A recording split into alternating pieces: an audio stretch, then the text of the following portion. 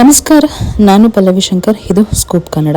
ರಾಜ್ಯದ ಲಕ್ಷಾಂತರ ಮಹಿಳೆಯರಿಗೆ ನೇರವಾಗಿ ಪ್ರತಿ ತಿಂಗಳು 2,000 ರೂಪಾಯಿ ಆರ್ಥಿಕ ನೆರವು ನೀಡುತ್ತಿರುವ ಗೃಹಲಕ್ಷ್ಮಿ ಯೋಜನೆ ಬಗ್ಗೆ ಒಂದು ಮಹತ್ವದ ಅಪ್ಡೇಟ್ ಹೊರಬಿದ್ದಿದೆ. ಗೃಹಲಕ್ಷ್ಮಿ ಹಣ ಪಡಿತಾ ಇರುವಂತಹ ಫಲಾನುಭವಿಗಳು ಈಗ ಆತಂಕದಲ್ಲಿದ್ದಾರೆ. ಯಾಕೆಂದ್ರೆ ಸರ್ಕಾರ ಯೋಜನೆಯನ್ನ ಪರಿಷ್ಕರಣೆ ಮಾಡಲು ಮುಂದಾಗಿದೆ, ಮತ್ತೆ ಹೊಸದಾಗಿ ಅರ್ಜಿ ಸಲ್ಲಿಸಬೇಕಾ ಅನ್ನುವಂತ ಪ್ರಶ್ನೆ ಗೆದ್ದಿದೆ. ಹಾಗಾದ್ರೆ ನಿಜಕ್ಕೂ ಏನಾಗಿದೆ? ಸರ್ಕಾರ ಯಾಕೆ ಈ ಕ್ರಮಕ್ಕೆ ಮುಂದಾಗಿದೆ? ಈಗಾಗಲೇ ಹಣ ಪಡಿತಿರುವಂತಹ ಮಹಿಳೆಯರ ಸ್ಥಿತಿ ಏನು? ಅರ್ಹ ಫಲಾನುಭವಿಗಳ ಹೆಸರು ಪಟ್ಟಿಯಿಂದ ಕೈಬಿಡಲಾಗುತ್ತಾ? ಈ ಎಲ್ಲಾ ಪ್ರಶ್ನೆಗಳಿಗೆ ಉತ್ತರ ಈ ವಿಡಿಯೋದಲ್ಲಿ ನೋಡೋಣ. ಕರ್ನಾಟಕ ಕಾಂಗ್ರೆಸ್ ಸರ್ಕಾರ ಅಧಿಕಾರಕ್ಕೆ ಬಂದ ಬಳಿಕ ಜಾರಿಗೆ ತಂದ 5 ಗ್ಯಾರಂಟಿ ಯೋಜನೆಗಳಲ್ಲಿ ಗೃಹಲಕ್ಷ್ಮಿ ಯೋಜನೆ ಅತ್ಯಂತ ಜನಪ್ರಿಯ ಆಗಿತ್ತು. ಈ ಯೋಜನೆಯಡಿ ಮನೆಯ ಯಜಮಾನಿಯಾಗಿರುವ ಮಹಿಳೆಯರಿಗೆ ಪ್ರತಿ ತಿಂಗಳು 2,000 ರೂಪಾಯಿ ನೇರವಾಗಿ ಬ್ಯಾಂಕ್ ಖಾತೆಗೆ ಜಮೆ ಮಾಡಲಾಗ್ತಾ ಇದೆ. ಲಕ್ಷಾಂತರ ಕುಟುಂಬಗಳಿಗೆ ಈ ಹಣ ಜೀವನ ನಿರ್ವಹಣೆಗೆ ನೆರವಾಗಿದ್ದು ಅನೇಕ ಮಹಿಳೆಯರಿಗೆ ಆರ್ಥಿಕ ಸ್ವಾವಲಂಬನೆ ನೀಡಿದೆ. ಆದರೆ ಇದೀಗ ಈ ಯೋಜನೆ ಕುರಿತು ಹೊಸ ಬೆಳವಣಿಗೆ ನಡೆದಿದೆ. ಮೂಲಗಳ ಪ್ರಕಾರ ಗೃಹಲಕ್ಷ್ಮಿ ಯೋಜನೆಯ ಫಲಾನುಭವಿಗಳ ಮಾಹಿತಿ ಪರಿಶೀಲನೆ ನಡೆಸಿದಾಗ ಹಲವು ಅಕ್ರಮಗಳು ಬೆಳಕಿಗೆ ಬಂದಿದೆ.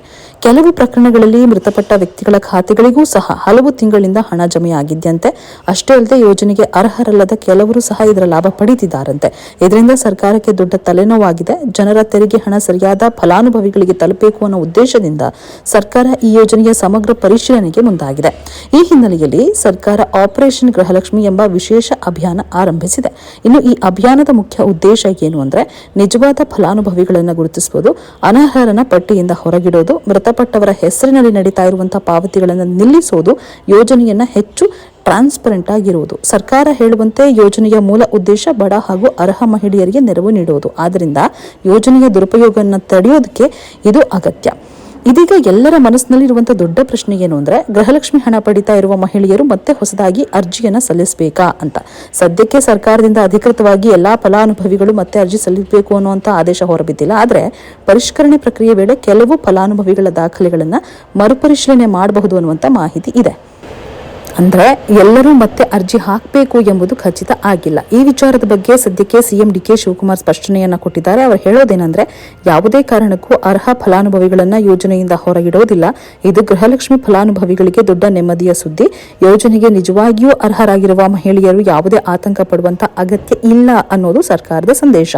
ಕೆಲವೊಮ್ಮೆ ತಾಂತ್ರಿಕ ದೋಷಗಳಿಂದ ಅಥವಾ ದಾಖಲೆ ಸಮಸ್ಯೆಯಿಂದ ಫಲಾನುಭವಿಗಳ ಹೆಸರು ಪಟ್ಟಿಯಿಂದ ಕೈಬಿಡುವ ಸಾಧ್ಯತೆ ಇದೆ. ಇಂತಹ ಸಂದರ್ಭದಲ್ಲಿ ಏನ್ ಮಾಡಬೇಕು ಅಂದ್ರೆ ಮಹಿಳೆಯರು ಮತ್ತೆ ಅರ್ಜಿ ಸಲ್ಲಿಸುವ ಅವಕಾಶ ನೀಡಲಾಗುತ್ತೆ ಅಂತ ಸರ್ಕಾರ ಹೇಳಿದೆ. ಹೀಗಾಗಿ ನಿಮ್ಮ ಹೆಸರು ಯಾವುದಾದ್ರೂ ಕಾರಣಕ್ಕೆ ಪಟ್ಟಿಯಿಂದ ಹೊರಬಿದ್ದಿದ್ರೆ ಗಾಬರಿ ಆಗುವಂತ ಅವಶ್ಯಕತೆ ಇಲ್ಲ. ಸರ್ಕಾರ ಮರು ಅರ್ಜಿ ಸಲ್ಲಿಸೋದಕ್ಕೆ ಅವಕಾಶ ನೀಡುವ ಸಾಧ್ಯತೆ ಇದೆ. ಇನ್ನು ಗೃಹಲಕ್ಷ್ಮಿ ಫಲಾನುಭವಿಗಳು ಕೆಲವು ಪ್ರಮುಖ ವಿಷಯಗಳ ಬಗ್ಗೆ ಗಮನ ಹರಿಸಬೇಕು. ಮೊದಲನೇದಾಗಿ ನಿಮ್ಮ ಬ್ಯಾಂಕ್ ಖಾತೆ ಆಕ್ಟಿವ್ ಆಗಿದ್ಯಾ ಅಂತ ಪರಿಶೀಲನೆ ಮಾಡಬೇಕು. ಎರಡನೇದಾಗಿ ಆಧಾರ್ ಮತ್ತು ಬ್ಯಾಂಕ್ ಖಾತೆ ಲಿಂಕ್ ಆಗಿದ್ಯಾ ಅಂತ ಖಚಿತಪಡಿಸಿಕೊಳ್ಬೇಕು.